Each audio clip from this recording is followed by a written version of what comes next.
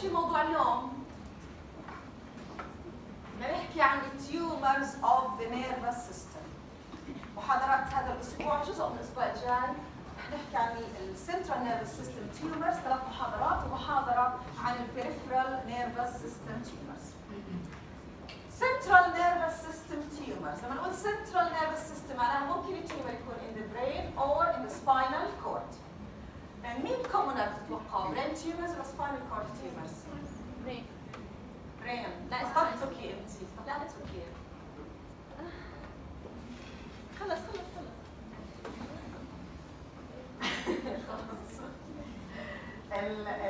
Tumors of the brain are commoner than tumors of the spinal cord. حسن انت بهاي الشابع؟ حسن انا وعدته يعمل برزنتيشن اول واحد طلب. ليش جيت متاخر؟ وزعنا البرزنتيشنز.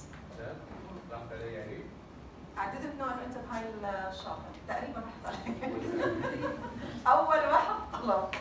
بعمل لك another time اذا قدرنا. Don't worry. Anyway. Brain tumors are commoner than spinal cord tumors. تقريبا الانسيدنس of spinal cord tumors 1 ل 2 بال100,000. البرين بين 10 ل 17 بال100,000، يعني it's 10 times more. It's almost 10 times more. Brain tumors are commoner than spinal cord tumors. البرين tumors ممكن يكونوا primary ممكن يكونوا secondary. We think إنه تقريبا a quarter to a half of brain tumors are secondary والبقية primary. So in general, primary tumors are commoner than secondary tumors.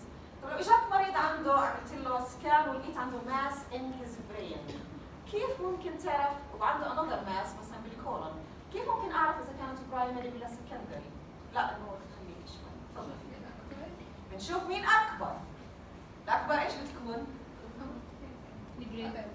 البرايمري، الأكبر هي البرايمري، اوكي.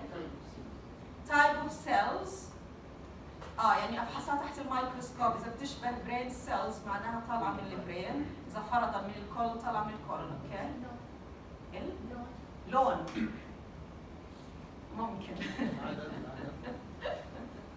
تفضل.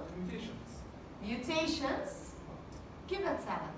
بتساعدني انه بتحكي انه اذا كانوا زي بعض، مثلا زي الكولون مش في واحد مشهور هناك يس فبعرف انه الكولون. اوكي. ونفس الشيء العكس. اوكي جود. إذا scattered إذا كانوا multiple بيكونوا secondary. Very good.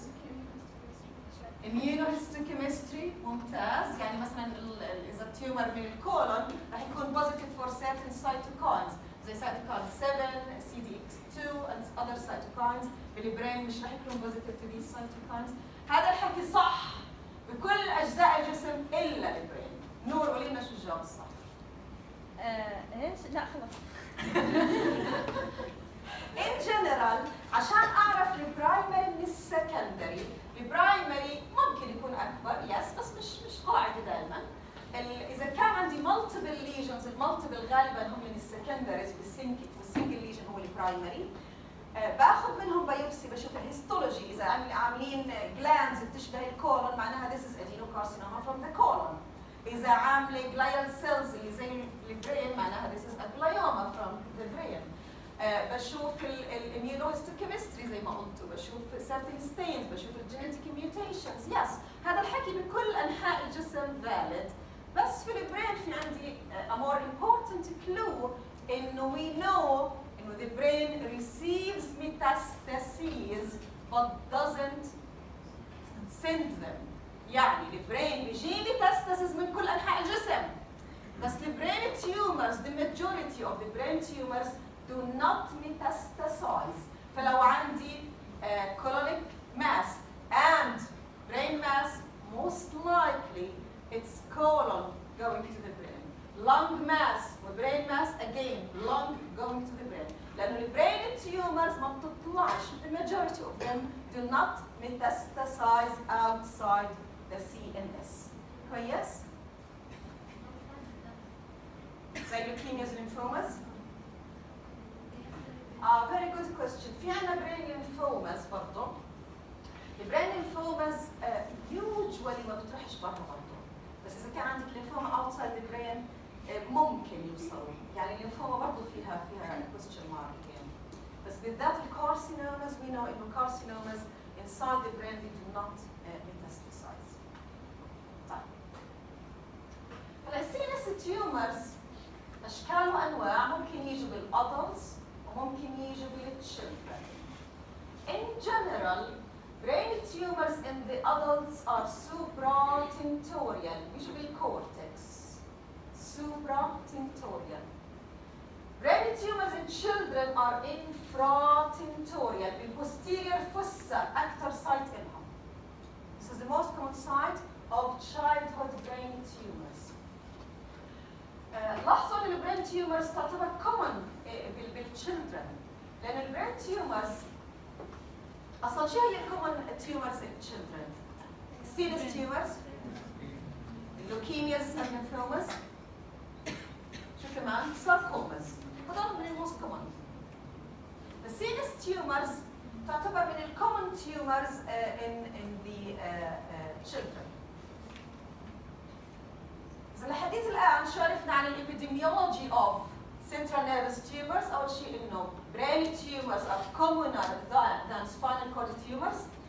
عرفنا إنهم they can occur in adults and in children. When they occur in adults, they are supratentorial. When they occur in children, they are infratentorial. وعرفنا إنه brain tumors they do not usually metastasize, but the brain is a common site of receiving metastases. منيح؟ احنا قلنا الانسيدنس بالبرين تيومرز واحد او بالسباينال كورد 1 ل 2 ب100,000، بينما البرين بين 10 ل 17 ب100,000. بالاردن شو الوضع عندنا؟ الكانسر ريجستري عندنا هذه الستاتستكس تبعت 2013.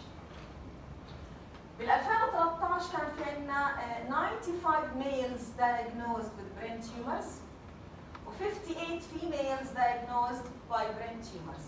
It is commoner in males. Brain tumors in Jordan are commoner in males. نسبتهم تقريبا 3% of the overall tumors diagnosed بال 2013 بالأردن are brain tumors. So they are rare، بس ممكن أو مش ممكن أكيد رح تشوفوهم خصوصا لما تعملوا نيوروسيرجري. من ناحية الإيج in Jordan again كل الأعمار، ما في عمر which is immune إنه ما يصيرش في brain tumor. بتلاحظوا الماجوريتي وين؟ between 0 to 9 years of age. So the majority of brain tumors in Jordan occur in children between 0 to 9 years of age. كويس؟ احنا by now بنعرف انه البرين تيومرز لها two special features. واحدة منهم انهم common in children، هذا مش كل التيومرز common in children. والشغلة الثانية انه they don't metastasize outside the CNS، وهي برضه شغلة لحد ما غريبة، لأن كل الأذر تيومرز they metastasize outside their site of origin. شو بتتخيلوا ممكن يكون في other special features للCNS tumors؟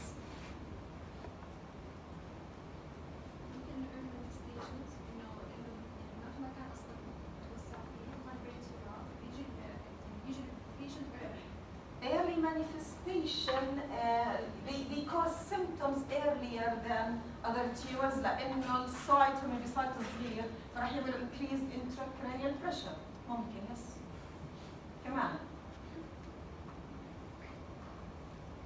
تخيلوا في عندنا تيومر صغير benign بس موجود على brain stem compressing the respiratory centers. Is it dangerous? بالسنترال نيرفس سيستم تيومرز مش بس المهم نوع التيومر او الجريد اوف ذا تيومر او السايز اوف ذا تيومر، the site is very important. ممكن يكون small tumor more dangerous than a larger tumor. ممكن التيومر تطلع morphologically it looks benign morphologically it looks bland، يكون اخطر من التيومر which is more malignant او السيلز اللي فيه they look pleomorphic أو في mitosis أكثر. It is still important is a tumor size is still important. المورفولوجيك features are important ولكن السايت مهم جدا بالبرين تيومرز. شغلة ثانية special feature في البرين تيومرز إنه مرات البناين lesions can infiltrate diffusely بعد شوي رح نحكي لكم عن شيء اسمه diffuse astrocytoma، مع انها بناينش، يعني مش 100% بناين، بس باحسن سبيكترم من التيومرز، but still it infiltrates widely. تطلع عليها تحت الميكروسكوب ما فيهاش سيلولاريتي عالي، ما فيهاش ميتوسيس عالي، ما فيهاش بليومورفيزم عالي، but still it infiltrates within the CNS. هذا الحكي ما بنشوفه بالاذر تيومرز in other sites. And شغله مهمه بالبرين تيومرز انه we don't know any precursor lesion for them. يعني احنا بنعرف الكولون كانسر بتبلش بادينوما in the majority of cases. ففي precursor lesion او precancerous lesion. بنعرف السيرفايكال كانسر بيبدا بديسكاريوتيك سيلز، ديسبلاستيك سيلز بالسيرفكس. ففي اشياء لها بري مالجنانت ستيت، هذه بتساعدني انه تو ديتكت ايرلي، اني اشوف مين المرضى اللي ممكن يصير عندهم كانسر later in life واعمل early detection، اعمل screening، اعمل prevention of that cancer. However, central nervous system cancers ما في لهم pre-cancerous stage.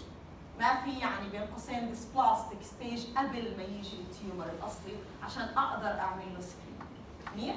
إذا في special features of central nervous system tumors that are not seen in other parts of the body.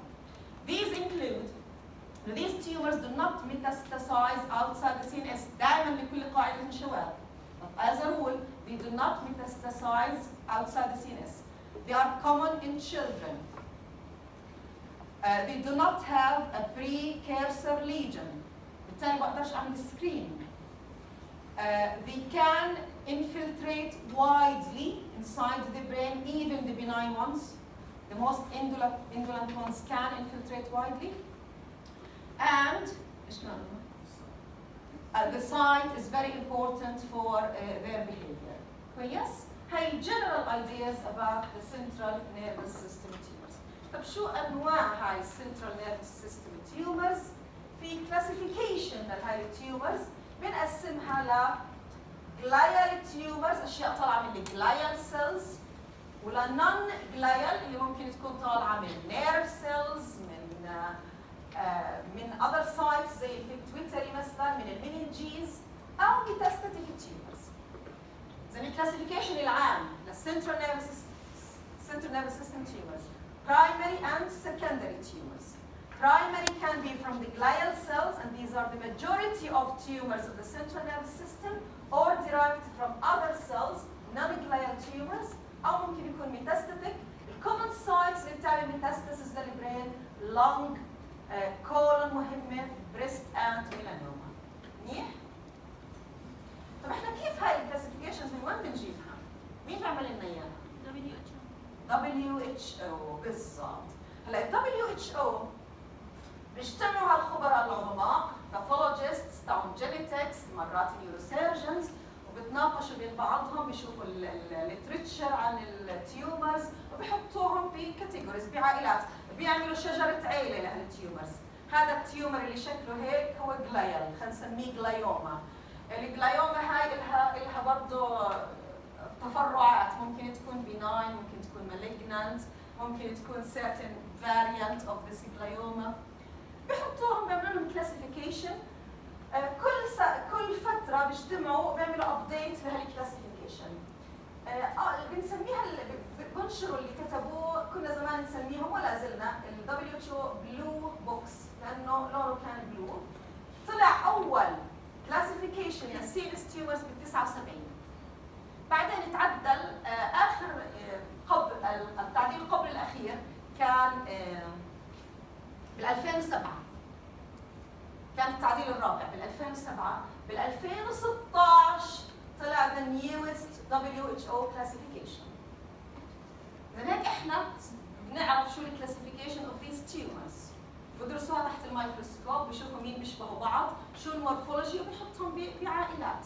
However اللي طلع بال 2016 عمل ريفوليوشن بموضوع CNS tumors، لأنه ما اعتمد على المورفولوجي، ما قال هذا الولد بيشبه هذاك الولد معناه هذول من نفس الأب، دور على الجينيتيك ميوتيشنز، عمل DNA printing، ما اكتفاش بالمورفولوجي. احنا لحديت ال 2016 كنا نقسم ال CNS tumors depending on morphology شيء بيشبه الاوليغودندروسايت معناها اوليغودندروغلايوما، شيء بيشبه الاستروسايت اسمه استروسايتوما. الكلاسيفيكيشن الجديد تبع 2016 دور على الجينيتيك ميوتيشنز behind these tumors وقسمهم لكاتيجوريز depending on the genetic mutation not only the morphology. غالبا المورفولوجي بيمشي مع الجينيتيك ميوتيشن but sometimes في certain tumors المورفولوجي تبعها بيشبه الاسترو بس باجي بدور على الميوتيشنز بلاقيها بتشبه الاوليجو، حطوهم بالكاتيجوري تبعت الاوليجو مش تبعت الاسترو. وهذا الحكي له implications من ناحيه البروجنوسيس من ناحيه التريتمنت. لانه فعلا مثال الاوليجو اللي قلت لكم اياه كنا زمان نشوف الاوليجو احسن كثير من الاسترو. الاوليجو بيعيشوا فترات طويله بس بنلاقي سب كاتيجوري منهم بيموتوا بسرعه. لقينا انه هذه السب كاتيجوري الميوتيشنز تاعتها بتشبه الاسترو، منطقيا انا بحطها مع الاسترو حتى لو هي بالمنظر بالمورفولوجي بشكل السيلز تحت الميكروسكوب كانها تشبه الاوليجو. منيح؟ اذا اللي عنده الكلاسيفيكيشن تبع 2016 انه دخل موضوع الجينيتكس الجينيتيك ميوتيشنز سبيسيفيك جينيتيك ميوتيشنز in the classification. هذا الحكي رح يتوضح معنا لما نعطي examples بعدين بس بدي تكونوا عارفين الفكره العامه عن الموضوع. مشكله اني انا اقدر as a pathologist اشخص depending على 2016 تعتمد على انه لازم يكون في عندي ميثود عشان اعرف الجينيتيك ميوتيشن. عندي immunohistochemical stains لهي الجينيتيك ميوتيشنز، عندي molecular stains for some other mutations. هذا الحكي للاسف لا يزال مش كثير موجود. بكينغ حسين كانسر سنتر بلشوا فيه. They are using the 2016 system. لانه في عندهم فاسيلتيز اكثر، عندهم فلوس اكثر. تصوروا فيي مش قادره اقول شو عندهم، احنا ما عندناش احنا، فبالتالي عندهم امكانيه انه يقدروا يعملوا هاي الميوتيشنز. عندنا بالجامعه some stains موجوده but others are not still. بس ان شاء الله يعني احنا في طريقنا ولازم بجوز انتم نتخرجوا تكون هاي الاشياء وجدت لانه it's very important عشان نعمل عشان البروجنوسيس والتريتمنت. شايفين هذا اول صفحه من ال WHO classification، اول صفحه بس في مليون صفحه وراها اسماء التيومرز، هذا الرقم الكود تبعها. ففي كثير كاتيجوريز ما بدناش نحفظها ولا انا حفظتها ولا حدا حفظها. احنا بدنا نعرف بس المين ايديا انه نقسم لبرايمري وسكندري، ناخذ البرايمري نقسمهم جلايال ونون جلايال وناخذ السب تايبس لهدول. هذا رح نعمله بهدول الثلاث محاضرات. اذا هذا بالنسبه للكلاسيفيكيشن اوف ذا تيومرز. وات اباوت ذا ستيجنج؟ احنا بنعرف انه كل تيومر بالدنيا له جريد وله ستيج. الجريد هي المورفولوجي بشوفها تحت الميكروسكوب. الستيج انه قديش انتشر. الستيجنج ايش الستيجنج سيستم بتستعملوه للتيومرز؟ TNM stage. شو معنات هذا الحكي؟ شو يعني T؟ Tumor size or depth of invasion إذا بحكي عن tumor arising from a cavity، يعني مثلا colon أو stomach. هذول بنعطيهم حسب قديش مشى بالوول، هي التي تبعتهم.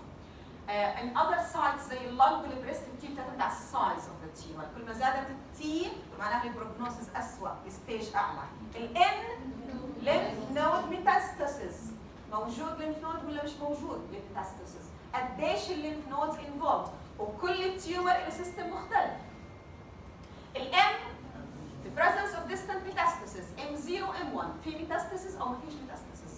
تعالوا نطبقوا على البرين كلهم M0 كلهم M0 لان احنا قلنا دي do not metastasize outside the brain، اللي ما فيش lymph nodes في البرين، فبالتالي كلهم راح يطلعوا M0 M0. ما بتزبط هاي الحسبه، عشان هيك عملنا grading system مختلف للبرين تيومرز اسمه WHO grading system.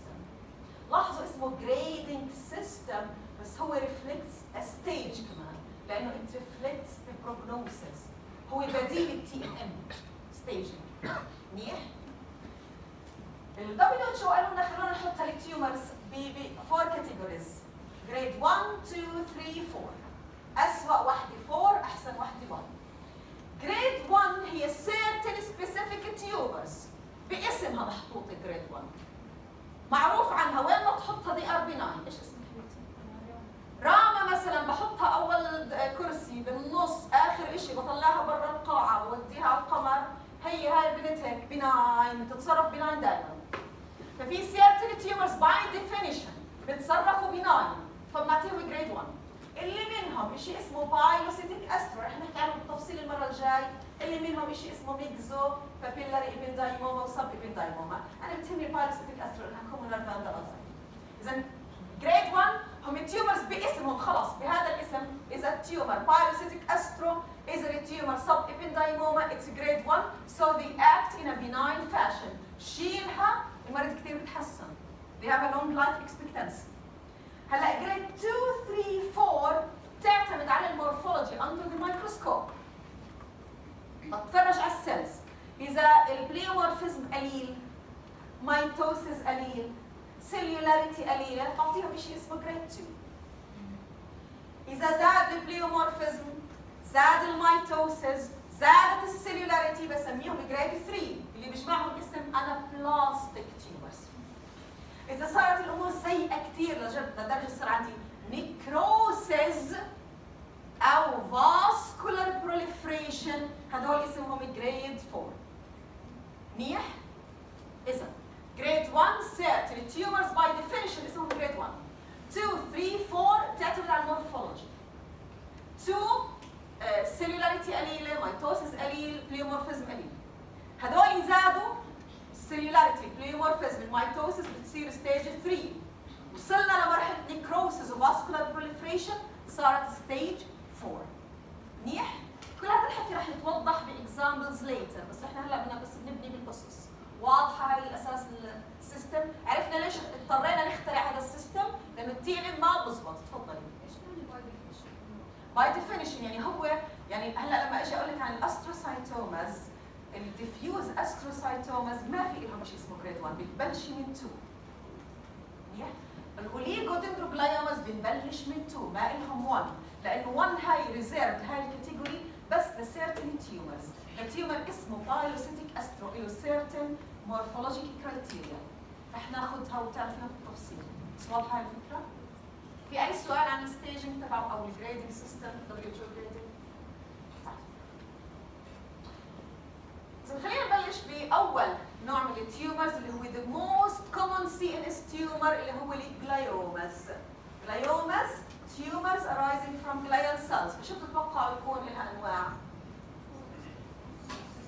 astrocytomas، oligodendrogliomas، ependymomas. عادة المايكروجلايا بيطلعش منها تيومرز. إذا هدول المين 3 او اذا بده يطلع منها رح يكون تايب اوف ليمفوما. زي كيف الماكروفيجز بالبريفري اذا طلع منها شيء رح يكون تايب اوف ليمفوما. الجلايوماز هي عباره عن tumors arising from the glial cells. gliomas هم من الموست كومن، 80% من البرايمري CNS tumors are gliomas. الجلايوماز زي ما اتفقنا 3 انواع: astrocytomas، oligodendrogliomas and ependymomas. من وين بتطلع الاستروسايتوما؟ من الاستروسايت. من وين بتطلع الاوليغودندروجلايوما؟ من الاوليغودندروسايت. من وين بتطلع الابندايموما؟ من الابنديمال سيلز. هذا ما وجدنا عليه ابائنا. وطلعوا ابائنا غلطانين. All these cells, all the glial cells بيطلعوا من one progenitor cell. وهاي البروجينيتور اللي زي ستيم سيل اللي قلنا عنها بالمحاضره الاولى انه في السي اس في progenitor cells. They arise from progenital cells and these progenitors differentiate towards astrocytic morphology فبسميها astrocytoma towards oligodendrocytic morphology او ependymal morphology. مش بيطلعوا من ال differentiated cell. This is the current understanding of the glial tumors. Most likely انهم بيطلعوا من progenitors مش من ال differentiated cell. تفضلي. عشان هيك مرات في mixed times. عشان هيك المرات بتلاقيها بتشبه الاوليجو بس هي فعلا reacts as an astro. عشان هيك اجى الجينيتيك ميوتيشن مهمه. رح نحكي عنها اكزامبلز. منيح؟ اذا هاي هي الجلايوماز. الموست كومن جلايوما منطقيا شو بتتوقع تكون؟ الاستروسايتوما لانه الموست كومن سيل هي الاستروسايت. اذا الاستروسايتوماز هم من الموست كومن. الاستروسايتوما استروسايتوما زي ما قلنا في شيء اسمه بايلوسيتيك استروسايتوما، هاي اسمها جريد 1. الاذر تايبس اوف استروسايتوما اللي بنسميهم ديفيوز استروسايتوماز، لاحظوا هاي بتكون لانها بناين بتكون ويل سيركمسكرايبد. فالاستروسايتوماز ممكن نقسمها لنوعين، واحد سيركمسكرايبد وواحد ديفيوز. السيركمسكرايبد از ذا بايلوسيتيك استرو اللي هي جريد 1 WHO جريد 1 استروسايتوما. رح نحكي عنها المحاضره الجايه. اليوم بدي احكي عن الديفيوز استروسايتوماز اللي ببلشوا من جريد 2. استروسايتوما ويل ديفرنشيتد هي جريد 2. انابلاستيك استرو جريد 3 اذا صار فيها اسوأ نوع بصير لها اسم محدد جلايوبلاستوما. اذا استروسايتوماز ديفيوز استروسايتوماز ممكن يكونوا جريد 2 جريد 3 جريد 4. جريد 2 معناها شو بتتوقعوا تشوفوا؟ استروسيتيك سيلز. قديش البليومورفيزم كثير ولا شوي؟ قليل جدا البليومورفيزم. شو راح نشوف بالميتوسيس؟ برضه قليل جدا. طب لو اجينا للانابلاستيك استرو دخلت بجريد 3 شو بتتوقع تشوف؟ بليومورفيزم عالي، ميتوسيس عالي، سيلولاريتي عاليه، بس ما بشوف نيكروسيس، ما بشوف فاسكولار بروليفريشن. اذا دخلنا بمرحله نيكروسيس او فاسكولار بروليفريشن انا دخلت بجريد 4. جريد 4 اسمه جلايوبلاستوما. منيح؟ الديفيوز استرو تيجي از ديفيوز انفلتريت، عاده ما بتكونش عامله فيري ويل سيركمسكرايبد ماس، بتكون انفلتراتيف بالبرين تيشو. انفلتراتيف ان ذا برين تيشو. لو فحصناها تحت الميكروسكوب لاحظوا كيف منظرها؟ مش مليانه سيلز، فيها زياده عن الطبيعي، بس السيلولاريتي هي السيل هي السيل هي السيل بعاد عن بعض، في بيناتهم مسافات، فهي بقدر اسميه لو سيلولاريتي. زائد انه انا مش شايفه هون ولا ميتوسيس، لو ميتوتيك ريت. البليومورفيزم كثير قليل، السيلز بيشبهوا بعض مش بليومورفيك. فهذه جريد 1 استروسايتوما. مرضى تبعون الجريد 1 استروسايتوما بيعيشوا منيح مقارنة بجريد 3 وجريد 4. ليش بيعيشوا؟ ليش منيح؟ 5 سنين. 5 years. They live for 5 years. So it's a very bad tumor, yes. لاحظوا هون هذا تيومر ثاني مختلف عن الأول، مضبوط؟ لاحظوا هون السيلولاريتي قارنوها بهون مليانة سيلز، صاروا كراودد كلهم جنب بعض. لما السيلولاريتي زادت في عندي انكريس سيلولاريتي الا ما الاقي لي ميتوسيس هنا او هناك وشويه بليومورفيزم زادت. هاي اي جريد 3 ايش اسمها؟ انابلاستيك استروسايتوما. ممتاز. اذا وصلت لمرحله انه صار عندي نيكروسيس شو صار اسمها؟ جلايوبلاستوما. جود. خليني ارجع بس. لاحظوا الجلايال سيلز هون الاستروسايتس مش في لهم بروسيسز. شايفين هاي الماتيريال البينكش، هاي لاين ماتيريال، هاي هي البروسيسز تبعت الاستروسايتس. هاي في لها ستين بنقدر نستعملها اسمها جي فاب، جلايال فيبريلاري اسيديك بروتين. جلايال لانه طلع من الجلايال سيلز، فيبريلاري لانه هدول البروسيسز اللي سميناهم الشراشيب تاعون الاستروسايتس. جلايال فيبريلاري اسيديك بروتين. هذا البروتين بيعطي، شوفوا اللون البني between the cells، بدلني انه this tumor is of glial origin. اذا عندي تيومر وانا مش قادره احدد هل هو جلايال ولا نون جلايال، هل هاي السيلز ليمفوما ولا جلايوما، هل هاي السيلز مننجيوما ولا جلايوما، هل هم نيورونال ان اوريجين ولا جلايال، بعمل هاي الستين الجي فاب ستين. إذا طلع الجي فاب stain positive as seen here بالبراون color, this means I'm talking about a glial tumor. لاحظوا الجي فاب positive بكل الجلايال tumors بكل الجريدز تاعهم. لأنه بس reflects إنه this is a glial origin. These cells لهم processes so they are taking the stain. الانابلاستيك اتفقنا الفيتشرز تاعونها عندوا لي اياهم ثلاثة عشان ما ننساهمش. high cellularity, high mitotic rate, pleomorphism. إذا وصلت لمرحلة إنه صار في عندي نيكروسيس وفاسكولار بروليفريشن بصير اسمها جلايوبلاستوما. الجلايوبلاستوما كنا زمان نسميها جلايوبلاستوما multiforme لها several forms. يعني شكلها لما تطلع عليها بتلاقي فيها areas حمراء بسبب الهيموريج، areas بنيه، areas necrotic. هذه الفاريابيليتي اللي فيها المالتيفورمي بتدل انه انا بحكي عن هاي جريد تيومر. اذا فحصته تحت الميكروسكوب راح الاقي نيكروسس. لاحظوا اذا مش هاي الاريا لحالها عندي جلايال سيلز كتار بليومورفيك، لو بس هاي اسمها جريد 3 انا بلاستيك. وجود النيكروسس خلاني اسميها جلايوبلاستوما. نيكروسس بالجلايوبلاستوما in the majority of cases, in many cases بيكون في نيكروسس ومرتبين حوالينه السيلز. لاحظوا كيف هاي السيلز عامله شيء بنسميه باليسيد. هذا هو الباليسيد، زي الاعمده اللي مرتبه جنب بعض. النيكروسس اللي بالجلايوبلاستوما هاي الاريا نيكروتيك وحواليها هون مرتبه سيلز. هذا ترتيبهم عامل باليسيد فبسميه باليسيدنج نيكروسس. وجود نيكروسس، اي نيكروسس باليسيدد ولا مش باليسيدد، this is glioblastoma. بس معظم النيكروسس اللي بالجلايوبلاستوما بيكون باليسيدد نيكروسس. واضح شو معنى كلمه باليسيدد نيكروسس؟ هاي الصوره انا بحبها كل سنه بجيبها امتحان، ما بعرفش اذا بجيبها صوركم. تفضل. شايف في شبه بينها وبين الباليسيد؟ مش شايف في شبه، احنا الباثولوجيست كثير عندنا شو اسمه ايماجينيشن رهيب. احنا بنشوف الشبه التي لا تراه عينك. هي الفكره انه مرتبين بس حوالين النيكروسس، يعني مش بس نيكروتيك اريا لحالها، يعني في فرق بين السيلز اللي هون والسيلز اللي هون. هون بعاد عن بعض، هذول وقفوا حراس على هالنيكروسس. صدقنا وقول باليسيدد، جامل الباثولوجيست. بتحكي عن نيكروتيك اريا هيك. لا هاي النيكروتيك اريا، هذول السيلز هم الباليسيد. اهون شوي، مش كثير اهون شوي، اي نو. لسه جايين كثير اشياء تشبيهات راح تظهر. احنا اتفقنا الجلايوبلاستوما فيها نيكروسيس اور فاسكولار بروليفريشن. لاحظوا اور، اما نيكروسيس او فاسكولار بروليفريشن او التنتين، بس واحده منهم is enough to call the tumor grade 4 to call it glioblastoma.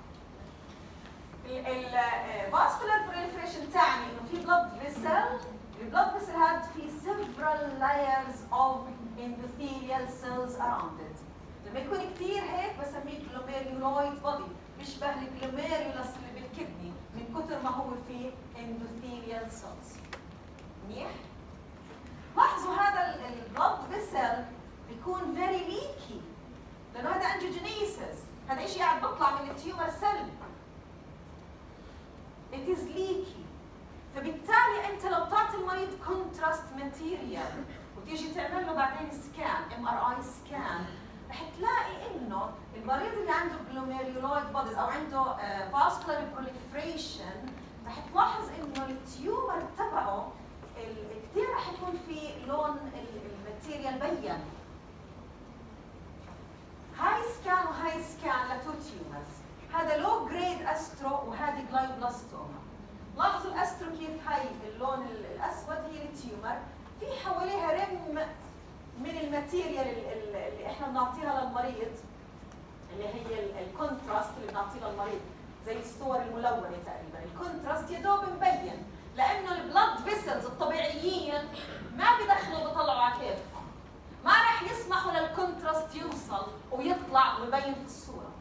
بينما اذا عنده انجيوجينيسيس كثير معناها عنده ليكي بلد فيسلز، معناها البلد بلير بارير في مشكله، معناها الكونتراست ماتيريال وصلت للتيومر سايت، معناها الكونتراست ماتيريال اللي وصلت لهالبلد فيسلز اللي ليكي تقدر تطلع لبرا وتبين بالصوره بالسكان as an enhancing او contrast enhancing lesion.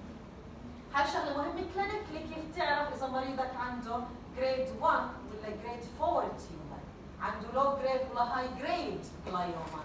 اللو جريد جلايوما يا دوب شويه انهانسنج، الهاي جريد فيها كونتراست انهانسمنت كثيره.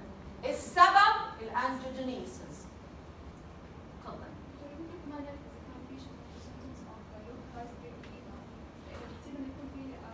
Yes, 100%. This is just one of the things that can help you in making the diagnosis. وانت مش راح تعملي diagnosis بدون biopsy anyway. But this is one of the important clues. الانهانسمنت بتدلك انه في leaky blood vessels. بالنسبه للسرفايفل اوف استروسايتوماز طبيعي انه جريد 2 كثير احسن من جريد 4، احنا قلنا جريد 2 بيعيشوا 5 سنين، جريد 4 قديش بيعيشوا؟ 15 شهر. With the newest treatments لما بتعمل سيرجري كيموثيرابي وراديوثيرابي تحسنت السرفايفل 25% منهم ممكن يعيشوا up to 2 years.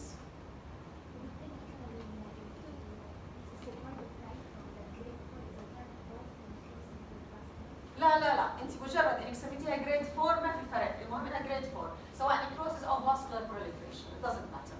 ما دامت جريد 4 البروجنوسيس تبعها كثير سيء، يا دوب بيعيشوا 15 شهر باحسن سنترز بالدنيا up to 2 years. هلا الجلايوبلاستوما خليكم معي معلش، الجلايوبلاستوما تنقسم هسه معنا وقت. الجلايوبلاستوما تنقسم لنوعين، برايمري وسكندري جلايوبلاستوما. برايمري المريض فجأة طلع عنده تيومر من أولها فحصته لقيت عنده vascular proliferation، لقيت عنده necrosis، he has a grade 4 tumor، عنده glioblastoma. secondary بيكون إجاك مريض في عنده جلايوما، بجوز grade 2 أو grade 3 which progresses بعد سنة سنتين وتتحول لجلايوبلاستوما. إذا الجلايوماز can progress. الجلايوما اللو جريد، الجريد 2 بيعيشوا 5 سنين up to 5 years. But they can progress. If they progress بتقل اللايف اكسبكتنسي تاعتهم. إذا شغلة من الأشياء الخطيرة بالجلايوماز، السيئة بالجلايوماز، إنه they can progress. بيصيروا من ستيج لستيج أسوأ. فبالتالي الجلايوبلاستوماز بتنقسم لهدول النوعين، نوع ببلش برايمري ونوع بيكون سكندري. مين أكثر؟ البرايمري أكثر. 90% من الكيسز برايمري بس 10% سكندري. هلا كيف نميز احنا البرايمري عن السكندري؟ بنميزها طبعا الهيستوري بس كمان بالميوتيشن اللي بتصير فيهم. اخذتوا بالنيوبلازيا شيء اسمه اونكو ميتابوليزم او انكوميتابولايتس. اونكو ميتابولايتس لا. هلا في سيرتن خلال البلاستيك ترانسفورميشن بالاشياء الجديده اللي اكتشفناها انه sometimes بيطلع ميتابولايت جديد ما كانش موجود بالسله الطبيعيه، هذا بنسميه اونكوميتابولايت. اهم اكزامبل له اول واحد اكتشفناه اللي هو الاي دي اتش ميوتيشن. الاي دي اتش اختصار ايزو ستريت ديهيدروجينيز. سامعين بالايزو ستريت ديهيدروجينيز؟ وين سامعين فيه؟ ايزو ستريت ديهيدروجينيز بالكريبس سايكل، هو عباره عن انزيم موجود بالكريبس سايكل. مرات بصير في ميوتيشن، لما يصير ميوتيشن بالايزوستريت ديهيدروجينيز تتغير الميتابوليك كومبوننتس تاعونه وبيؤدي لكانسر. لاحظوا هون الكانسر صار يعني الجلايوما صار هون، الجلايوما هي صارت مش بسبب بروتو اونكوجين ميوتيشن ولا ميوتيشن بتيومر سبريسور جين ولا ميوتيشن بجين ذات افكتس ابوبتوسيس ولا بجين ذات ريجوليتس دي ان اي ريبير، صح؟ مش هدول هم الفور تايبس اللي اذا صار فيهم ميوتيشن بصير كانسر، مش هيك حفظنا بالنيوبلازيا؟ ما خدتوش نيوبلازيا السنه؟ خدتوا. هدول هم الفور جينز اذا صار فيهم ميوتيشن بصير كانسر. هون ولا واحد فيهم ميوتيتد. هون الفكره انه صار في عندي تشينج ان ميتابولايت. طب كيف تشينج ان ميتابولايت ممكن تعمل لي ميوتيشن؟ تعمل لي كانسر؟ هاو؟ شو ممكن يصير بسبب changed metabolites؟ بسبب ايه؟ ما في competition على nutrients not enough اني انه يصير عندي تيومر. عشان يصير التيومر بدي increase the proliferation، صح؟ النت ريزلت بدي increase the proliferation. كيف ميتابولايت جديد تكون بيقدر يعمل لي increased proliferation؟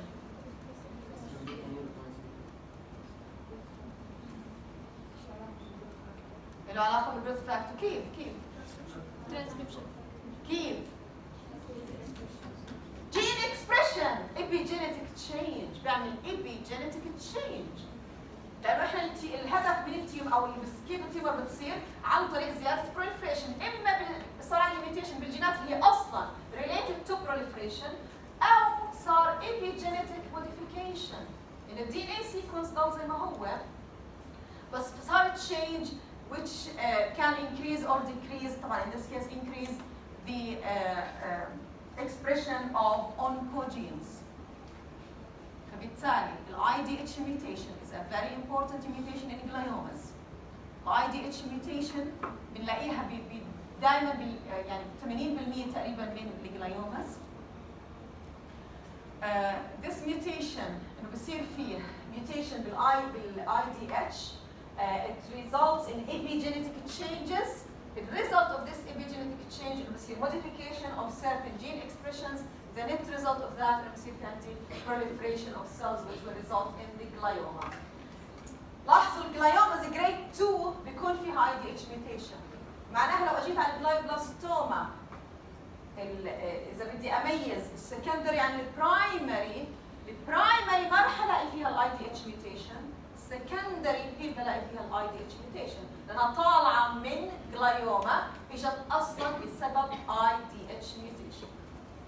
اذا الجلايوماز majority of gliomas one of the first او astrocytomas one of the first mutations that occur هي الاي دي اتش ميوتيشن. الاستروسايتوماز الاول ميوتيشن بتصير الاي دي اتش ميوتيشن. طب هذا مهم الاي دي اتش اعرف انه التيومر اي دي اتش ميوتيتد ولا اي دي اتش نورمال اللي بنسميه وايلد تايب. يعني الاستروسايتوماز هلا ما بنفعش انا از باثولوجيست اكتب لك استروسايتوما واروح، لازم اكتب لك هذا التيومر استروسايتوما اي دي اتش ميوتيتد او استروسايتوما اي دي اتش وايلد تايب او استروسايتوما NOS not otherwise specified. يعني انا ما عندي لستين اسوي لك اياها. تفرق؟ ثيرابي لحديت الان ما عندناش علاج against IDH بس البروجنوسيس بفرق. اللي عندهم ميوتيشن البروجنوسيس تبعهم احسن من اللي ما عندهمش ميوتيشن. So the majority of astrocytomas فيها IDH mutation and the mutated variants have a better prognosis. لاحظوا هذه استروسايتوما وهذا الاي دي اتش ميوتيشن، ستين عاديه نقدر نعملها. اخر كلمه اخر شغله اقرأوا لي اذا بعث لكم دكتور باثولوجيست هذا الريبورت، وين الغلط بريبورته؟ معكم 30 seconds.